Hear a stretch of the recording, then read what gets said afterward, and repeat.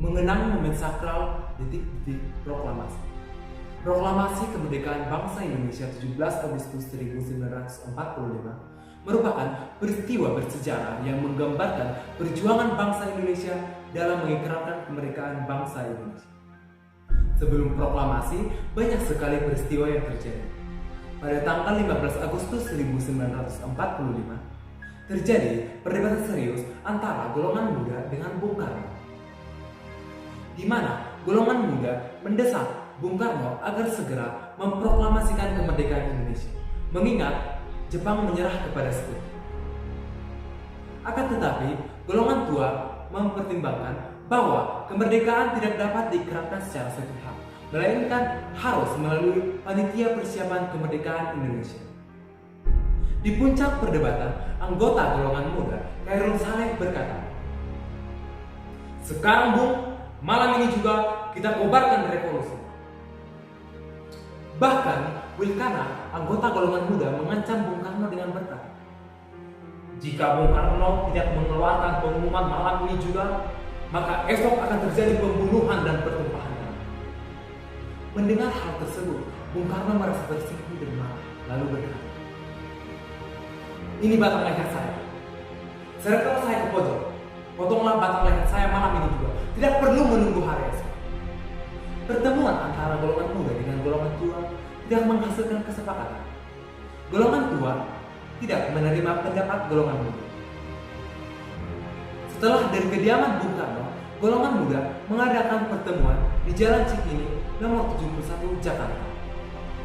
Mereka memutuskan untuk mengamankan Bung Karno dan Bung Hatta, Rengas Dengklok, agar tidak terpengaruh oleh Jepang. Pada tanggal 16 Agustus pukul 4 dini hari, Bung Karno dan Bung Hatta diamankan ke Rengas Dengklok. Bahkan di sana Bung Karno kembali didesak oleh para pemuda agar segera mungkin mengumumkan proklamasi kemerdekaan Indonesia. Sementara di Jakarta, Ahmad Subarjo dan Wilkana melakukan perundingan. Setelah semua sepakat, Bung Karno dan Bung Hatta dibawa kembali ke Jakarta dengan jaminan kemerdekaan Indonesia diumumkan pada tanggal 17 Agustus 1945. Malam hari 16 Agustus 1945, di kediaman Laksamana Mayuda, proklamasi dirumuskan oleh Bung Karno, Bung Hatta, dan Bapak Ahmad Subarjo. Rumah Laksamana Mayuda dipilih karena dapat menjamin keselamatan para tokoh-tokoh penting Indonesia. Setelah teks proklamasi selesai dirumuskan, teks proklamasi diketik kembali oleh Sayuti Haji.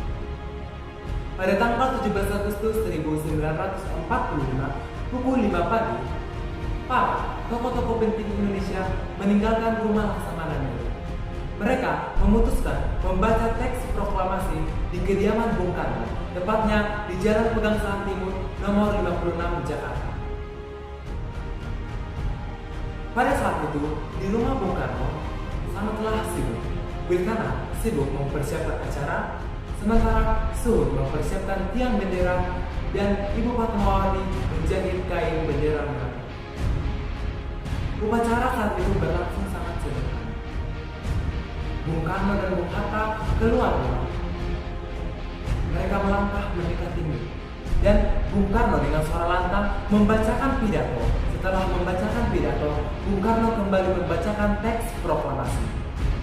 Setelah teks proklamasi dibacakan, Latif Hendra-Ningrat, Suhud, dan Trimutri mengibarkan bendera merah putih. Sontak, seluruh hadirin menyanyikan lagu Indonesia Raya. Meskipun berlangsung sederhana, namun detik-detik sakral inilah yang menandai keberhasilan bangsa Indonesia untuk mewujudkan cita-citanya untuk merdeka. Dalam peristiwa bersejarah ini, kita mendapatkan pembelajaran bahwa kita harus tetap berusaha pantang menyerah dan mempersiapkan segala sesuatu dengan sebaik mungkin, sebagaimana yang telah dilakukan para pendahulu kita untuk merdeka.